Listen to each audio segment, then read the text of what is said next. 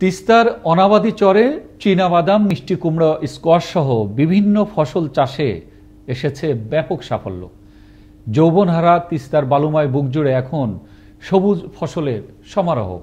তবে চাষাবাদের এই মৌসুমে পানি সংকট সহ নানা সমস্যায় ভুগছেন কৃষকরা। রংপুর থেকে মাহফুজ আলম প্রিন্সের তথ্য ভিডিও চিত্রে থাকছে বিস্তারিত। তিস্তা নদী ভাঙনে রংপুরের নিঃস্ব পরিবারগুলোকে চরের এই জমিতে চাষাবাদের সুযোগ করে দেয় সরকার।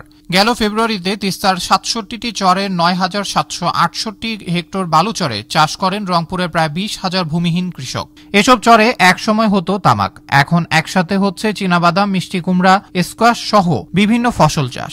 একদিকে নদীতে পানি নেই, তেলের দাম বেশি, অন্যদিকে সার ও শ্রমিক সংকটে দিশেহারা তারা, পড়েছেন চরম বেকায়দায়।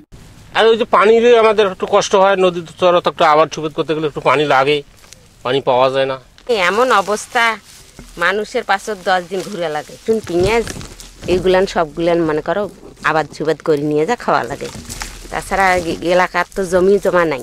এই কুমড়া চাষ করি, এর উপর নির্ভর, কিন্তু এবার আবহাওয়ার কারণে কুমড়ার গাছ আছে, ফল নাই, ফলন তো কম আর কি। তবে কৃষি অফিস বলছে বিপুল এই সবুজের সমাহারে কৃষকের মান উন্নয়ন ও প্রত্যাশা পূরণে সহায়ক ভূমিকা পালন করছে তারা। বিভিন্ন ফসলের ওপর হাতে কলমে প্রশিক্ষণ দেয়া থেকে শুরু করে এমনকি দলীয় বৈঠকের মাধ্যমে প্রতিনিয়ত কৃষকের পাশে কাজ করছে মাঠ পর্যায়ের কর্মীরা, বলছেন এই কর্মকর্তা।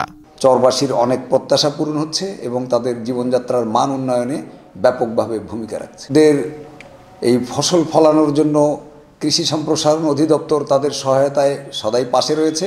বিশেষজ্ঞরা বলছেন দেশে প্রতি বছর চাষের জমি কমছে ১৬,০০০ হেক্টরেরও বেশি, আর বাড়ছে নদীচর। এসব চরে কৃষির প্রসার ঘটালে কমে আসবে দারিদ্র্যের হার। আবরার আহমেদ মাহি, আনন্দ টিভি, ন্যাশনাল ডেস্ক।